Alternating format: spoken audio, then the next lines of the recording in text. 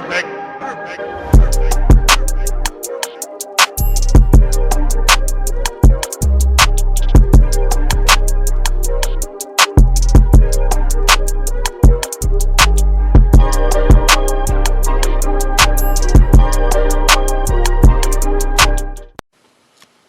Welcome back, everybody, to another episode of Lakeside View. I'm your host, Big Win. Today, I just wanted to get a quick video out, just get a few things off my chest. I want to start off with the rumors that are going around. One of the reasons why Magic left, apparently, is because he was copied on an email between Rob and Jeannie about his poor performance and his lack of presence around the team. Also, Rob Pelinka saying that he was going to keep Larry Nance Jr. around. Apparently this was recently cleared up, but this just goes to show, I mean, these major networks, it's low-hanging fruit. There's playoff basketball going on. You're seeing, these MVP candidates that are, really going at it. And what are the four-letter networks talking about? We're talking about the Lakers. I mean, this kind of shows the impact that we have on this league. Even when we're not in the playoffs, first thing people are talking about is what we did wrong, how we're making a mockery of ourselves, so on and so forth. It looks like this league just can't get enough of us, and for a good reason. We move the needle. We're obviously one of the most popular teams in sports history, and this just kind of goes to prove it. Want to talk more about the coaching search. Jason Kidd got an interview. It was good to see Jason Kidd get in there. Bay Area guy.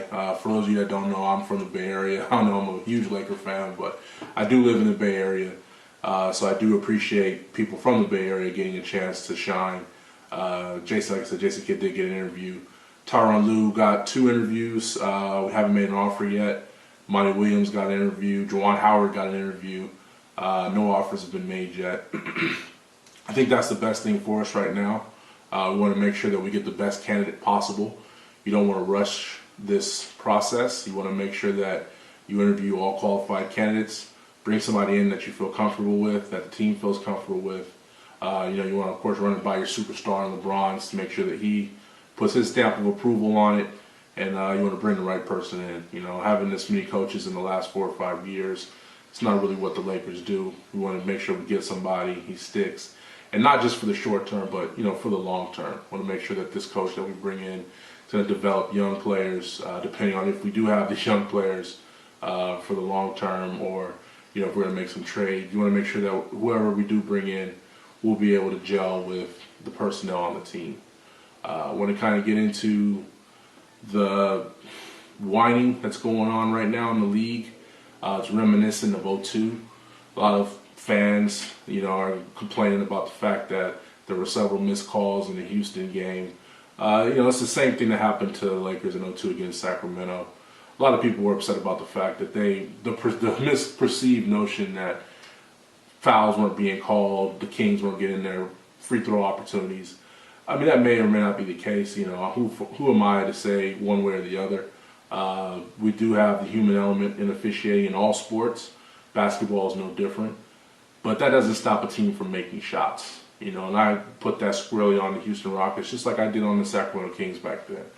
When your best player, Chris Webber, has 6 points in the second half and overtime, you're not going to win a game. I don't care if you're at home or you're on the road. Houston is no different. They were at home. They missed 30-plus three-pointers. I mean, you're not going to beat anybody doing that. I don't care if Mbah Moute was out, Trevor Ariza did or did not play well. You're missing 30-plus three-pointers a game. You can't expect to beat anybody. We're looking at referee statistics and, what this ref does on the road or what this ref does here or here. It's all nonsense. It's just a way that losers make excuses. Again, Sacramento did the same thing in terms of the lack of foul calls. It didn't go their way.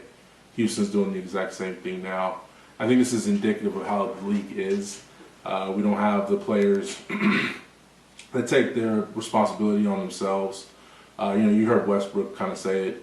He alluded to it that it was something he's going to work on his game. But, I mean, for the most part, everybody's looking for a way out. Everybody's looking for somebody to come bail them out.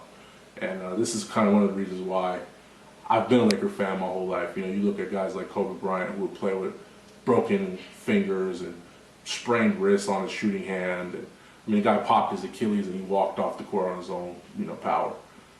You're not going to see that in today's NBA. You're going to see guys have an ankle sprain. You're going to see guys have a headache, and they're literally going to not play for weeks on end. So I just kind of wanted to put that out there. Want to see how this offseason progresses. I don't know if we're going to replace Magic. Word is right now that they're not looking for anybody. There have been some other rumors saying that, there's somebody that is involved with another team that's running the show from the outside. Like I said, not sure if that's true or not, but want to definitely see what the Lakers plan on doing, excuse me, what direction they're going to go in, And again, if we're going to look at trading some of these kids, who we're looking at bringing in, if it's going to be some more veteran presence. I mean, we tried that this past season. That didn't really work too well. But again, guys, want to say thanks for coming by. Thanks for supporting us. Keep hitting that subscribe button. Keep hitting that like button if you guys have any comments you want to share. Anything you guys want us to discuss in terms of free agents or anything like that, go ahead and leave in the comment section below. And we'll see you next time.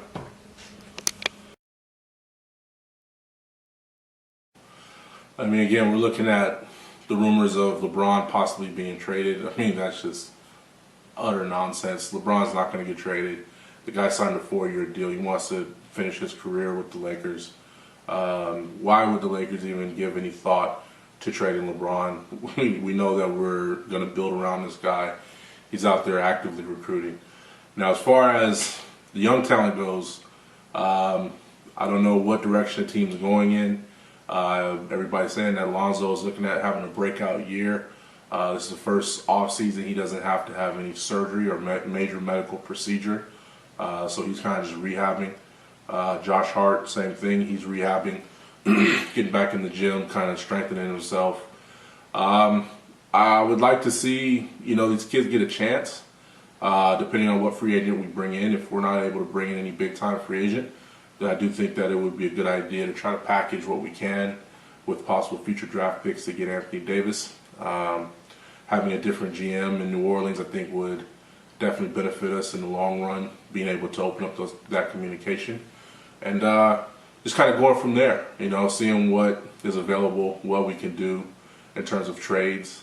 The free agent pool is pretty finicky as far as, I could see. Looks like, guys have their idea of where they're going to go. But again, we don't know for sure. Again, all this is speculation.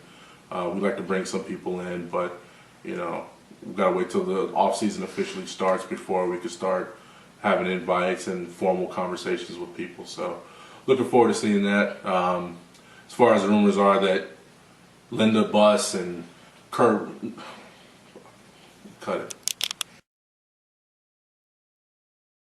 Having Linda Rambis and Kurt Rambis saying that they're part owners of the team or they're influencing Jeanie to that level, I think is absolutely absurd. Linda has been a good friend of Jeanie for a very long time. Kurt Rambis, we all love Kurt Rambis. He's been in the organization on and off for as long as I can remember. They're good friends. Linda's a confidant of Jeanie's. Jeanie confides in her.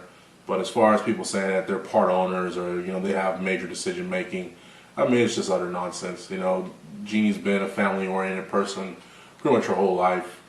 She divulges that, she doesn't have very many people outside of the organization that she speaks to in terms of the business. There's very few people that she trusts. Look at what happened with her and her brother. We want to see that, they make the right decisions, and for people to just start speculating that Kurt Rambis and Linda Rambis, are major decision makers is just, it's laughable at best. But again, this is what the four-letter networks push. They really don't have any content, so they're going to start sitting here and throwing out a bunch of these nonsense ideas, seeing what gains traction, and then they're going to go from there. As real Laker fans, we have to know that we got to do our own research, kind of look outside of what's being provided and, see what the real stories are. We want to get in good with the coaching search and, just make sure that the players are motivated, coming off of a disappointing season. And, we want to see guys come back and get after it like we did in the beginning of the season. Guys are playing for contracts. You got some guy like Brandon Ingram's coming off of his rookie deal. He's going to come out and want to do everything he can to get that big extension. Lonzo Ball having 2 underwhelming seasons. He's going to want to come out and show that he's capable of being an NBA player.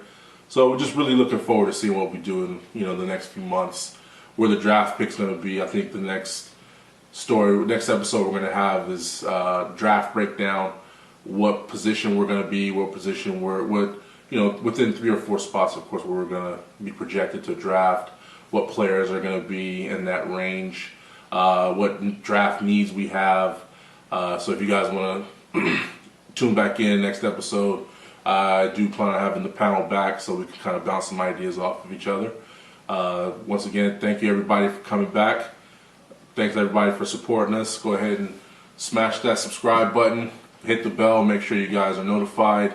Leave any comments down below. If you guys have anything that you want us to discuss, go ahead and fill in that information there. And once again, thanks for coming. See you guys next time.